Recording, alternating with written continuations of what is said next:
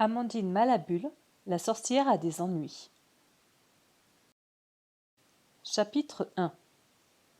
Perchée au sommet d'une montagne, l'Académie supérieure de sorcellerie, dont mademoiselle Joly-Dodu était la directrice, dressait son austère silhouette au-dessus d'une vaste forêt de pins. L'été venait de commencer, mais le sombre bâtiment n'en était pas plus gai pour autant, et l'épaisse brume qui l'enveloppait en permanence ne se laissait pas dissiper par les rayons du soleil. On était au premier jour du nouveau trimestre et les élèves de première année avaient retrouvé leur salle de classe. Assises derrière leur pupitre, elles offraient un bien triste spectacle dans leur uniforme d'été, plus lugubre encore que celui qu'elles avaient porté tout l'hiver. Leur nouvelle tenue se composait d'une robe sans manches à carreaux gris et noirs, de soquettes grises et de chaussures noires. Seule la ceinture qui serrait la robe apportait une petite touche de couleur à l'ensemble. Après avoir passé l'hiver enfermés dans des bas de laine noire et rêche, les genoux des jeunes sorcières paraissaient d'une blancheur surprenante qui contrastait singulièrement avec les teintes sombres de leurs vêtements. En dépit de toute cette grisaille, une atmosphère guillerette régnait dans la classe. Les conversations étaient ponctuées d'éclats de rire et tout le monde avait l'air ravi d'être de retour à l'école. Tout le monde, sauf Amandine Malabule. Amandine, en effet, semblait anxieuse et ne prêtait qu'une oreille distraite au récit que Pamela, sa meilleure amie, lui faisait de ses vacances. À la vérité, elle ne l'écoutait même pas. Plongée dans ses pensées, elle songeait avec effroi à tout ce qui l'attendait dans les semaines à venir. Le bulletin qu'elle avait rapporté chez elle à la fin du trimestre précédent était désastreux et elle avait promis à toute la famille de faire désormais de sérieux efforts. Certes, mademoiselle Joly-Dodu n'avait pas omis de mentionner qu'Amandine, grâce à sa présence d'esprit, avait un jour sauvé l'école d'une catastrophe, mais ce jour-là était exceptionnel. Il ne suffisait pas à effacer le souvenir des autres jours, lorsque Amandine ne pouvait toucher un objet sans le casser, ou pire, lorsqu'elle ne résistait pas à l'envie de créer un peu d'animation en se livrant à quelques facéties de son cru. Jamais encore elle n'avait montré à ses parents un bulletin aussi consternant. « Amandine !» s'écria soudain Pamela, l'arrachant à ses songeries. « Tu n'écoutes rien de ce que je te raconte. »« Mais si, bien sûr, protesta Amandine. »« Alors répète-moi ce que je viens de dire à l'instant. On t'a offert une chauve-souris pour ton anniversaire ?»« Tu vois, tu ne m'écoutais pas, répliqua Pamela d'un ton triomphant. La chauve-souris, c'était il y a 10 minutes. À ce moment, la porte s'ouvrit à la volée et mademoiselle Bâtonsec, leur professeur le plus redouté, entra dans la classe tel un vent glacial, suivi d'une jeune fille que personne n'avait jamais vue auparavant. Comme à chaque apparition de mademoiselle Bâtonsec, tout le monde fut saisi de panique, les unes refermant leur pupitre à la hâte, les autres se bousculant pour regagner leur place. En un éclair, l'ordre et le silence étaient revenus dans la salle. « Bonjour !» lança le professeur d'un ton pincé. « Bonjour, mademoiselle !» répondirent en chœur les jeunes sorcières. « J'imagine que vous êtes heureuse d'être de retour à l'école, » poursuivit mademoiselle Bâtonsec en lançant des regards noirs aux malheureuses qui occupaient le premier rang. « À présent que vous vous êtes bien reposées, je suis sûre que vous avez hâte de vous remettre au travail le plus vite possible. »« Oh oui !» s'écrièrent les élèves de leur ton le plus sincère. « Très bien !» approuva mademoiselle Bâtonsec en joignant les mains d'un air satisfait. « Je vous présente Isabelle Trompe-la-Mort, votre nouvelle camarade. » Elle pointa un index décharné en direction de la jeune fille qui était entrée à sa suite. Immobile, les épaules voûtées, la nouvelle regardait fixement le plancher. Elle était grande, encore plus grande qu'Amandine, mais manquait totalement de grâce. Ses pieds, ses mains, tout chez elle semblait massif, épais, et pourtant elle n'était pas vraiment grosse.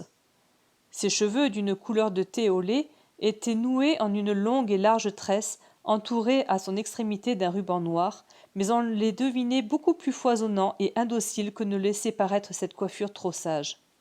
« Isabelle nous rejoint en cours d'année, » reprit mademoiselle Bâtonsec. « Amandine Malabule sera chargée de s'occuper d'elle afin de la mettre au courant des habitudes de l'école. Je tiens à vous préciser, mademoiselle Malabule, que je ne suis pour rien dans ce choix. Il se trouve simplement que mademoiselle Joly-Dodu, notre directrice, s'est mis en tête qu'en vous confiant cette tâche, elle vous aiderait à acquérir le sens des responsabilités qui vous fait si cruellement défaut. Pour ma part, croyez-le bien, je regrette vivement que l'on soumette cette malheureuse Isabelle à votre détestable influence.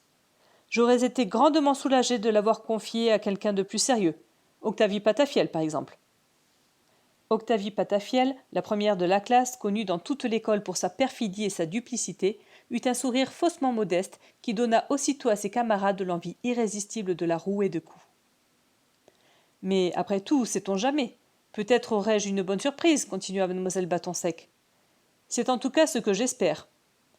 Amandine, vous resterez auprès de mademoiselle Trompe-la-Mort pendant quelques jours, et vous veillerez à la familiariser avec les lieux. Isabelle, allez vous asseoir à côté de mademoiselle Malabule. La classe peut commencer à présent.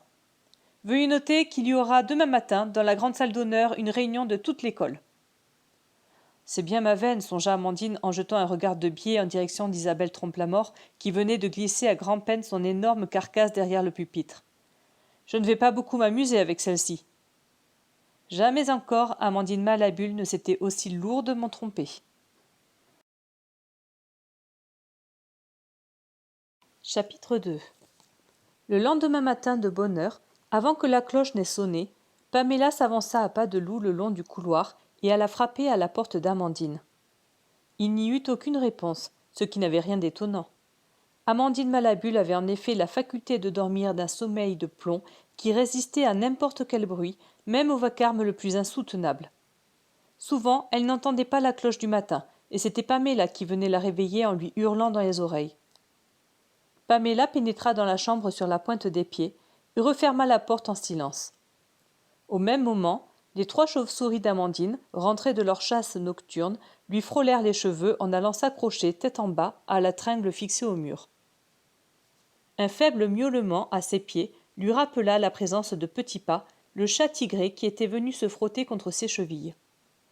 Elle se pencha et prit dans ses bras le chaton qui ronronna en s'enroulant autour de sa nuque comme une étole de fourrure. Vêtue de sa seule chemise de nuit en coton gris, Paméla avait un peu froid et la chaleur de l'animal perché sur ses épaules fut la bienvenue. « Réveille-toi, murmura-t-elle en direction de l'amas de drap et de couverture sous lequel dormait Amandine. « C'est moi, c'est Paméla. »« Quoi qui vient ?» marmonna la voix étouffée d'Amandine tout au fond du lit. Puis on n'entendit plus que quelques ronflements réguliers. « Amandine !» insista Paméla en secouant d'un geste vigoureux la forme qui se dessinait sous les couvertures. « Allons, réveille-toi !» Le nez d'Amandine émergea alors de sous les draps. « Ah, c'est toi, dit-elle. Il est déjà l'heure, je n'ai pas entendu la cloche. »« Elle n'a pas encore sonné, répondit Paméla en se pelotonnant au pied du lit. Il est tôt. Les chauves-souris viennent juste de rentrer. Je voulais simplement bavarder un peu avant que les autres se lèvent. » Amandine se redressa à grand-peine. « Couvre-toi, tu dois être gelée, dit-elle à Paméla en lui montrant sa cape noire accrochée au montant du lit. Paméla prit la cape et la jeta sur ses épaules. « Qu'est-ce qu'on va faire à la récréation ?» demanda-t-elle. « Je dois faire visiter l'école à cette Isabelle Trompe-la-Mort, répondit Amandine. Il faut que je lui montre le laboratoire de potions magiques, l'atelier de réparation des balais et tout ça. » « Tu ne peux pas la confier à quelqu'un d'autre ?» interrogea Paméla d'un ton quelque peu pincé. « Elle n'a pas l'air très drôle, et de toute façon nous sommes toujours ensemble, toi et moi. »« Ça ne sera pas très facile de me débarrasser d'elle. Tu connais la mère Batsec, c'était le surnom de mademoiselle Bâton-Sec. Si j'essaie de me défiler, elle va en faire toute une maladie. Et puis cette pauvre Isabelle, c'est pas drôle pour elle de débarquer en cours d'année, il faut la comprendre. » « Bon, très bien, admit Paméla à contre-cœur. Dans ce cas, je passerai te prendre tout à l'heure. Comme ça, au moins, nous irons à la réunion ensemble. »« C'est que... il faudra que j'y aille avec Isabelle, répondit Amandine mal à l'aise. »« Mais tu peux venir avec nous si tu veux. »« Non, merci. J'aime encore mieux y aller seule, s'emporta Paméla. Elle jeta la cape sur le lit et se débarrassa du chat. « Si tu as du temps un peu plus tard dans la semaine, dis-le-moi, on prendra rendez-vous, lança-t-elle vexée. « Paméla, ne sois pas stupide, s'exclama Amandine. Je ne voulais pas te... » Mais Paméla avait déjà quitté la pièce en claquant la porte derrière elle. Pour en savoir plus sur cette nouvelle élève qui promet une année hors du commun, lis vite Amandine Malabule, la sorcière à des ennuis.